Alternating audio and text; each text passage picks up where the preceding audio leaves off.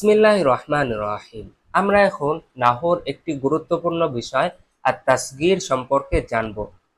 আত-তাসগীর কিভাবে তৈরি করতে হয়, আত-তাসগীর যদি কোনো শব্দে আসে তাহলে সে শব্দের অর্থে কি পরিবর্তন আসে এবং আত-তাসগীর কত প্রকার ইত্যাদি সম্পর্কে আমরা বিস্তারিত এখন জানবো ইনশাআল্লাহ। তো চলুন শুরু করা যাক। আত-তাসগীর কোনো শব্দ নির্দিষ্ট নিয়মে পরিবর্তন হয়ে যখন ক্ষুদ্রতা বা অন্য অর্থ বোঝায় এবং প্রথম হরফকে পেশ দেওয়া আর দ্বিতীয় হরফকে জবর দেওয়া হয় এবং তারপরে ইয়াউস সাকিনা বা ইয়াউত তাসকির যুক্ত করা হয়, তাকে বলা হয় আত তাসকির। যেমন দেখেন, কলামুন। কলামুন অর্থ একটি কলম। তো আমরা এটাকে যদি তাসগীর বানাতে চাই তাহলে আমরা প্রথমে কফটাকে পেশ দিব, তারপরে লামটাকে জবর দিব। এ- এখানে আগে থেকে জবর ছিল, তারপরও আমরা জবর দিব। লামের পরে একটা ইয়া ও সাকিনা বা ইয়া ও তাসগীর যুক্ত করব, বলবো ওলাইমুন। কলামুন থেকে ওলাইমুন অর্থ হচ্ছে ছোট্ট একটি কলম। তারপরে দিরহামুন। দিরহামুনটাকে আমরা প্রথমে ডালটাকে পেশ দিব, দ্বিতীয় হরফটাকে জবর দিব, তারপরে একটা ইয়াউস সাকিনা বা ইয়াউত তাসকিন যুক্ত করব। এভাবে বলবো দিরহামুন থেকে দুরাই হিমুন। তারপরে উসফুরুন থেকে আমরা বলবো উসাইফিরুন। উসাইফিরুন অর্থ ছোট্ট একটি চড়ুই পাখি। দিরহামুন অর্থ একটি দিরহাম। ছোট হতে পারে, বড় হতে পারে, দামি হতে পারে, কিন্তু দুরাই হিমুন অর্থ হচ্ছে ছোট্ট একটি দিরহাম। আর তাসগীর কোন কোন অর্থে ব্যবহার হয়? এক হচ্ছে ক্ষুদ্রতা বোঝানোর জন্য ব্যবহার হয়, যেমন আকাল তো লোকাই মাতান। লোকমাতুন অর্থ লোকমা, বড় হতে পারে, ছোট হতে পারে। কিন্তু আপনি যখন লোকমাতুনকে তাসগীর করে বলবেন লোকাই মাতান, লোকাই মাতুন, তখন অর্থ হবে ছোট্ট একটি লোকমা। কাতাব তো আলা উরাই কতিন। ওরাকতুন অর্থ কাগজ, পৃষ্ঠা। আপনি ওরাই কতুন যখন বলবেন তখন অর্থ হবে ছোট্ট একটি পৃষ্ঠা। হাদাসা নাহরুন ফি তরিকি। রাস্তায় একটি নদী তৈরি হয়েছে। নাহরুন অর্থ নদী। ছোট হতে পারে, বড় হতে পারে, মাঝারিও হতে পারে। কিন্তু আপনি নাহরুনটাকে তাসগীর হিসাবে যখন বলবেন নোহাইরন, তখন অর্থ হবে ছোট্ট একটি নদী তৈরি হয়েছে। অল্প সংখ্যা বোঝানোর জন্য তাসগীর ব্যবহার হয়ে থাকে। যেমন কাতাবতু আলা উরাইকাতিন, আমি অল্প কয়েক পৃষ্ঠা লিখেছি। আওরাকুন অর্থ হচ্ছে পৃষ্ঠা সমূহ। আর উরাই কতন অর্থ হচ্ছে অল্প কয়েক পৃষ্ঠা, 3, 4, 5 এমন অল্প কয়েক পৃষ্ঠা হবে। তারপরে করাতু সুফাইহাতিন, আমি অল্প কয়েক পৃষ্ঠা পড়েছি। তো এখানে দেখেন অল্প সংখ্যা বোঝানোর জন্য ব্যবহার হচ্ছে, আবার নিকটবর্তী সময় বোঝানোর জন্য ব্যবহার হয়ে থাকে। যেমন সাফারা কুবাইলাল ইশাই, এখানে ঈশার কিছুক্ষণ পূর্বে সফর করেছে। আপনি যদি শুধু কবলু বলতেন, কবলাল ইশাই, তখন অর্থ হবে ঈশার পূর্বে সফর করেছে। হতে পারে সেটা ঈশার 1 ঘন্টা পূর্বে, 2 ঘন্টা পূর্বে, কিংবা আরো পূর্বে।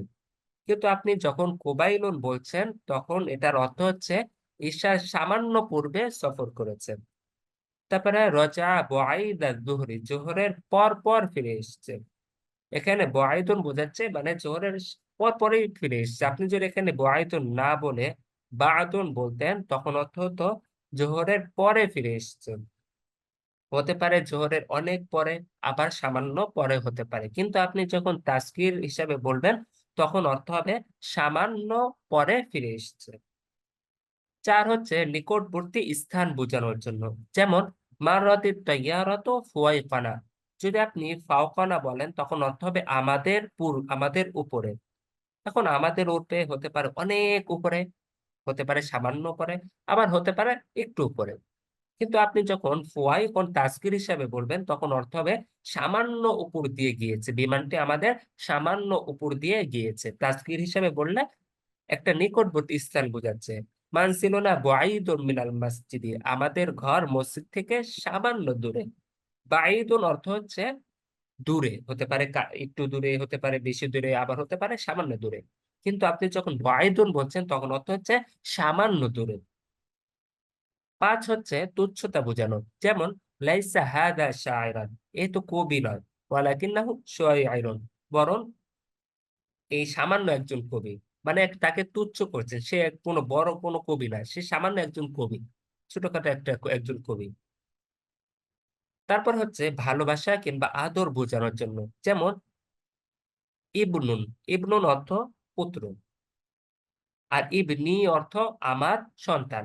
এখন ইয়া ইবনি না বলে আপনি যদি বলেন ইয়া বুনাইয়া, তাহলে অর্থ হবে হে আমার আদরের সন্তান, আদর বুঝাচ্ছেন। তো তাজকির কিসের আরেকটা অর্থ আদর বুঝায়।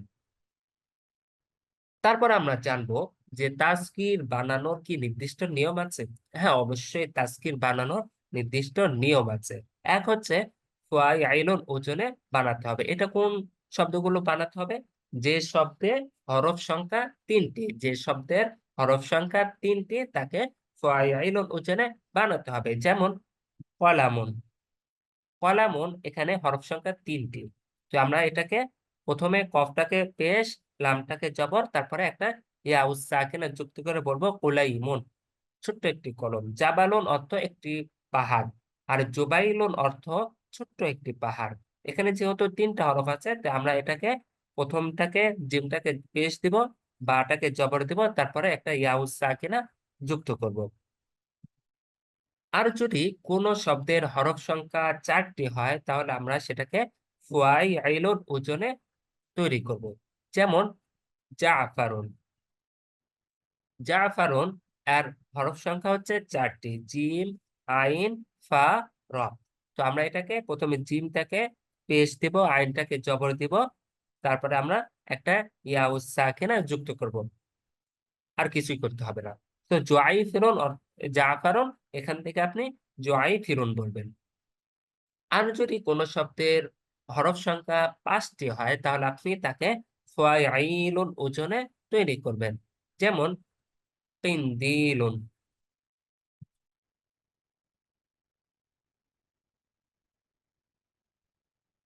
কিনদিলুন এখানে দেখেন হরফ সংখ্যা কয়টি? 5টি, কফ, নুন, দাল, ইয়া, লাম। প্রথমে কি করবেন?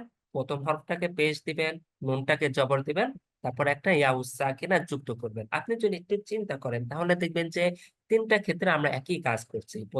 প্রথম হরফটাকে পেশ দিচ্ছি, দ্বিতীয় হরফটাকে জবর দিচ্ছি, তারপর একটা ইয়া সাকিনা যুক্ত করছি, আর বাকি যা আছে সবগুলো আগের মতোই রেখে দিচ্ছি। তাহলে হয়ে যাচ্ছে তাজকির। অর্থাৎ নিয়ম যদি আপনি খুঁজতে চান, তাহলে আপনি একটা নিয়মই বলবেন, প্রথমটাকে পেশ দিবেন, দ্বিতীয়টাকে জবর দিবেন, তারপর একটা ইয়াউস সাকিনা যুক্ত করবেন, শেষ, তাসগীর হয়ে যাবে। তবে আরো কিছু নিয়ম আছে। কোন শব্দ থেকে যদি কোন হরফ উজ্জ করা হয়, যেমন দেখেন সিফাতুন, সিফাতুন মূলত সিফাতুন ছিল না, এটা ছিল ওয়াসফাতুন। এখানে একটা ওয়াও অতিরিক্ত ছিল, ওয়াওটাকে উজ্জ করা হয়েছে। আমরা যখন সিফাতুনকে তাসগীর করতে যাব, তখন আমরা এই ওয়াওটাকে ফিরিয়ে এনে ওয়াওটাকে পেশ দিব, পরেরটাকে জবর দিব, তারপরে একটা ইয়া যুক্ত করব, তাহলে হয়ে যাবে উসাই ফিতু, উসাই ফাতুন। তারপরে উসাই লাতুন, সিলাতুন এটা মূলত ছিল ওয়াসলাতুন, এখান থেকে আপনি বলবেন উসাই লাতুন। তারপরে যে ইসিমের দ্বিতীয় অক্ষর হরফে ইল্লাত হয়, আর হরফে ইল্লাতটি অন্য অক্ষর হতে বদল হয়ে আসে, তাকে মূল হরফটাকে মূল অক্ষরে ফিরিয়ে আনতে হবে। যেমন মিজানুন, এখানে দেখেন মিমের পরে একটা ইয়া এসেছে, কিন্তু এই যে ইয়াটা দেখছেন, এই ইয়াটা তার মূল হরফ না, এই ইয়াটা এখানে মূল হরফ না, এখানে ইয়াটা ওয়াওয়ের পরিবর্তে এসেছে। মূলত ছিল কি মিউ জানুন, এখানে ওয়াও ছিল, ওয়াওয়ের পরিবর্তে এখানে ইয়া আনা হয়েছে। যখন আমরা তাসকির করব, তখন আমরা ওয়াওটাকে ফিরিয়ে এনে বলবো মুয়াই জিনুন। কিন্তু আলিফটি হামজা হতে বদল যদি হয়ে থাকে, কিংবা আলিফটি অতিরিক্ত হয়ে থাকে, তাহলে উভয় ক্ষেত্রে ওয়াও দ্বারা বদল করতে হবে। যেমন দিমুন, এখানে যে খ এর পরে যে একটা আলিফ দেখছেন, এই আলিফটা হচ্ছে অতিরিক্ত। এই আলিফটা যেহেতু অতিরিক্ত, তা আমরা যদি কোনো শব্দে দ্বিতীয় হরফটা আলিফ হয় এবং আলিফটা যদি অতিরিক্ত হয়, তাহলে আলিফটাকে ওয়াও দ্বারা পরিবর্তন করে দিমুন বলতে হবে। খাদিমুন থেকে খায়দিমুন, নাসিরুন।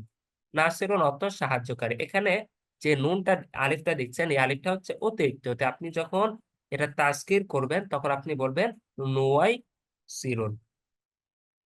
ইসমুল ফাইল বলতে যত ইসমুল ফাইল আছে সবগুলো আপনি এইভাবে আপনি তাজকির করতে পারবেন, তবে সুলাসি মুজাররাদের ইসমুল ফাইল হতে হবে।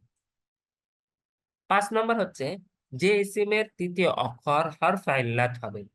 যেমন দেখেন জামিলুন, প্রথমে জিম, পরে মিম, পরে ইয়া। এখানে ইয়াটা কি? হরফে ইল্লাত। হরফে ইল্লাত কি কি? আলিফ, ইয়া, ওয়াও। এবং তাজকির করার সময় উক্ত হরফে ইল্লাতকে ইয়ার সাথে বদল করে তাজকিরের ইয়ার সঙ্গে ইদগাম করতে হবে, অর্থাৎ জুমাইয়িলুন এভাবে বলতে হবে। মানে তাসদীদ দুইটা, একটা এটার আগে একটা ইয়াউস সাকিরাও যুক্ত করতে হবে, এবং আগে যে ইয়া ছিল ওই ইয়াটাও রাখতে হবে। বলতে হবে জুমাইয়িলুন, তারপরে হুমাইয়িলুন। এভাবে মানে যে কোনো মানে যে শব্দের 3 নম্বর হরফটা যদি হরফে ইল্লাত হয় এবং হরফে ইল্লাতটাকে আমরা ইয়া ও সাকিনের সাথে ইদগাম করে বলবো জুমাইয়িলুন, তার হুমাইয়িলুন, এভাবে আমরা বলবো। তারপরে কদিমুন, এখানে দেখেন তৃতীয় হরফটা কি? ইয়া। তো আমরা ইয়ার আগে একটা ইয়া ও সাকিনা যুক্ত করে বলবো কুদাইয়িমুন। এভাবে আমরা তাসগীর বানাবো। যে ইসিমের চতুর্থ অক্ষর হরফে ইল্লাত হবে, অর্থাৎ 4টা হরফ থাকবে, তার মধ্যে চতুর্থ অক্ষরটা হরফে ইল্লাত হবে। যেমন উসফুরুন, এখানে দেখেন উসফুরুন, আইন 1 নম্বর, সদ 2, ফা 3, ওয়াও কি 4। তো ওয়াওটা কি? হরফে ইল্লাত। ওয়াও আলিফ ইয়া এটা কি? হরফে ইল্লাত। তো ওয়াও যেহেতু হরফে ইল্লাত, তো আমরা যখন এটাকে তাসকির করব তখন আমরা ইয়ার সঙ্গে তাসকির করার সময় আমরা এটাকে হরফে ইল্লাতকে ইয়ার সঙ্গে বদল করতে হবে। যেমন উসফুরুন থেকে উসাইফিরুন, এভাবে বলতে হবে উসাইফিরুন। ওয়াওটাকে আমরা ইয়ার মাধ্যমে পরিবর্তন করব। যেখানে ওয়াও থাকবে ওয়াওটাকে আমরা ইয়া করব। আলিফ থাকলে যেমন মিফতাহুন, আলিফ আছে, চতুর্থ হরফটা কি? হরফে ইল্লাত, আর তা হচ্ছে আলিফ। তো আলিফটাকে আমরা ইয়া দ্বারা পরিবর্তন করে বলবো মুফাইতিহুন। প্রথম 3টা হরফ তো আগের নিয়ম অনুসারে প্রথমটাকে পেশ, পরেরটাকে জবর, পরে ইয়াউস সাকিনা যুক্ত করতে হবে। এই নিয়মটা সব জায়গায়, কিন্তু বাকি যে আরো যে হরফ যদি থাকে তাহলে ওই ক্ষেত্রে আপনি কি কি নিয়ম অনুসরণ করবেন সেটা এখানে বলা হচ্ছে।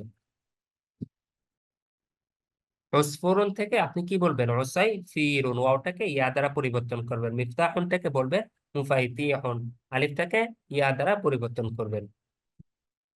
7 নম্বর হচ্ছে যে সিম যে সিমের শেষে হরফে ইল্লাতকে উচ্চ করার পর মাত্র 2টি অক্ষর যদি বাকি থাকে, তাসকির করার সময় উক্ত উক্ত হরফটাকে উজ্জ করতে হবে এবং হরফে ইল্লাত থেকে ফিরিয়ে আনতে হবে। যেমন আবুন। আবুন অর্থ বাবা। এখানে আবুন, এখানে একটা হরফে ইল্লাত উজ্জ রয়েছে, আর তা হচ্ছে ওয়াও। আবুন মূলত ছিল আবু, এভাবে ছিল। এখানে ওয়াওটাকে তাসকির করার সময় হরফে ইল্লাতটাকে এনে ইয়ার সঙ্গে বদল করতে হবে। এখানে আবুনটাকে প্রথমে আবু বানাবেন, তারপরে আবু থেকে আবিয়া বলবেন। তারপরে আখি থেকে এখন মূলত ছিল আখুন, হামজা, খ, ওয়াও। এখানে ওয়াওটাকে আপনি ইয়া দ্বারা পরিবর্তন করে বলবেন আহিয়া, আখি, এভাবে বলবেন। আর অতিরিক্ত হামজাকে দূর করতে হবে। যেমন ইবনুন। ইবনুন যদি কোনো শব্দের যদি অতিরিক্ত হামজা থাকে, ইবনুন এটা মূলত ছিল বুনাইয়ুন, বুনিয়ুন। এখানে এখানে যে অতিরিক্ত যে একটা হামজা দেখছেন, আলিফ দেখছেন, এই আলিফটাকে তাসগীর করার সময় দূর করে বলতে হবে বুনাইয়ুন। তো আমরা যে বললাম ইয়া বুনাইয়া, ইয়া বুনাইয়াতা, ওই যে এই নিয়ম অনুসারে, অর্থাৎ হামজাটাকে আপনি বাদ দিবেন আর শেষে একটা ইয়াউস সাকিনা আপনি যুক্ত করবেন। তারপর হচ্ছে আর কোন শব্দে গোলতাবিহীন 3 অক্ষর বিশিষ্ট স্ত্রীলিঙ্গ শব্দগুলোর তাজকির পদের শেষে গোলতা বসাতে হবে। যেমন অর্থাৎ কোন শব্দ মুয়ান্নাস, কোন শব্দ মুয়ান্নাস, যেমন দারুন, এই শব্দটা হচ্ছে মুয়ান্নাস, কিন্তু এখানে কোনো গোলতা নাই। যেহেতু এখানে গোলতা নাই, তাই এখানে গোলতাকে তাসগীর করার সময় নিয়ে আসতে হবে, নিয়ে এসে বলতে হবে দুয়াই রাতুন। শামস, শামসুন অর্থ সূর্য, এটা মুয়ান্নাস, কিন্তু শেষে গোলতা নাই। তো এটাকে যখন আমরা তাসগীর করব, তখন আমরা শেষে গোলতা নিয়ে আসবো। আর শুরুতে যা করতে হবে, প্রথমটাকে পেশ, পরেরটাকে জবর, পরে একটা ইয়া সাকিনা যুক্ত করতে হবে। তো শামসুন থেকে আপনি বলবেন সুমাই সাতুন, আইনুন থেকে বলবেন ওয়াইনাতুন। অর্থাৎ যে মুয়ান্নাস শব্দগুলো শেষে গোলতা নাই, মুয়ান্নাস করার সময় সেটার গোলতা ফিরিয়ে আনতে হবে। তবে ৪ বা ৫ অক্ষর বিশিষ্ট মুয়ান্নাসের তাও তানিস যুক্ত হবে না। যেমন জাইনাবু, যে এখানে যে আমরা বললাম যে যদি যে শব্দ মুয়ান্নাস বোঝাচ্ছে আর যদি সে শব্দে গোলতা না থাকে, তাহলে গোলতা ফিরিয়ে আনতে হবে। এটা কি সব জায়গায়? না, এটা সব জায়গায় না। এটা হচ্ছে ওই সকল শব্দ যে সকল শব্দের হরফ সংখ্যা ৩টি, যে সকল শব্দের হরফ সংখ্যা ৩টি। জাইনাবু, এখানে দেখেন হরফ সংখ্যা হচ্ছে ৪টি। তো আমরা যখন জায়নাবু, এখানে যেহেতু ৪টি হরফ সংখ্যা, সুতরাং আগের নিয়ম অনুসারে তৈরি হবে না, গোলতা আর আসবে না এখানে। আপনি এখানে বলবেন জোয়াই নাবু। আজুজুন, এখান থেকে আপনি বলবেন রোজাইজুন। তারপরে আর যদি কোনো আলামে মোরাক্কাবকে তাসকিন করতে চান, তাহলে প্রথম অংশটাকে আপনার তাসকিন করতে হবে। যেমন আব্দুল্লাহ, এটা কি আলামে মোরাক্কাব। আলামে মোরাক্কাব মানে যেটা একটা শব্দ দ্বারা কোনো নাম বোঝাচ্ছে না, বরং ২ কিংবা ৩ এর অধিক শব্দ দিয়ে একটা নাম বোঝাচ্ছে। যেমন আব্দুন একটা অর্থ, একটা শব্দ, আল্লাহ এই লাফজুল জালাল আরেকটা শব্দ। এখন দুটাকে আমি যখন একসাথে যুক্ত করছি, তখন একটা নাম হয়ে যাচ্ছে আব্দুল্লাহ। যে এটা যেহেতু আলামে মুরাক্কাব, আলামে মুরাক্কাবকে তাসগীর করতে হলে শুধু প্রথম শব্দটাকে, ২টা শব্দ থাকবে কিংবা ৩টা শব্দ থাকবে, শুধু প্রথম শব্দটাকে আপনি তাসগীর করবেন। যেমন বলবেন আব্দুল্লাহ থেকে আপনি বলবেন ওবাইদুল্লাহ। তারপরে মাদি কারাব থেকে আপনি বলবেন মুআইদি কারাব। অর্থাৎ মুআইদুন শব্দটাকে, মাদুন শব্দটাকে আপনি শুধু তাসগীর করবেন। তো এই হচ্ছে তাসগীর সম্পর্কে বিস্তারিত আলোচনা। তারপরও আপনাদের যদি কোনো রকম প্রশ্ন থাকে, তাহলে অবশ্যই কমেন্টে করবেন। ইনশাল্লাহ আপনাদের প্রশ্নের রিপ্লাই দিব ইনশাআল্লাহ।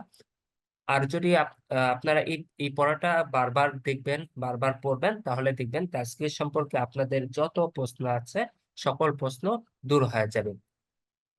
তো এই হচ্ছে তাসগীর সম্পর্কে বিস্তারিত আলোচনা। পরবর্তী ক্লাসে ইনশাআল্লাহ আমরা অন্য একটি বিষয় নিয়ে আলোচনা করব ইনশাআল্লাহ। আসসালামু আলাইকুম ওয়া রাহমাতুল্লাহি ওয়া বারাকাতুহু।